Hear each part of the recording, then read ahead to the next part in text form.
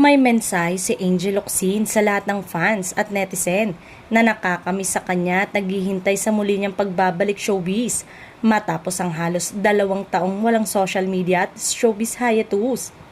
Muli kasing nagtrending sa ex ang pangalan ni Angel matapos siyang hanapin ng netizen sa ABS-CBN Christmas Station ID 2024 na inilaunch na noong Lunes. Umasa ang mga tagahanga ng versatile actress at tinaguri ang real-life Darna na muling masilayan si Mrs. Arce subalit bigo nilang makita siya. Nagsimula ang social media at showbiz hiatus ni Angel pagkatapos ng resulta ng May 2022 national election kung saan sinuportahan niya ang Lenny Kiko tandem.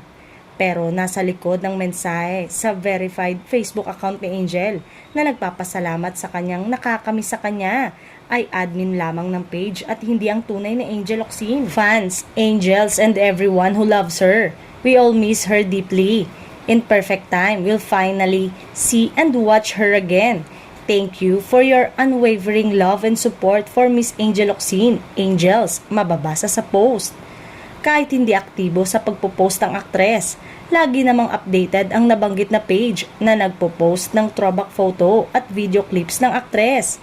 Sigaw naman ng netizen, sana raw ay muli na nilang masilayan si Angel sa pagpasok ng 2025 kahit hurado daw ng nagbabalik na Pilipinas Got Talent o PGT sa ABS-CBN.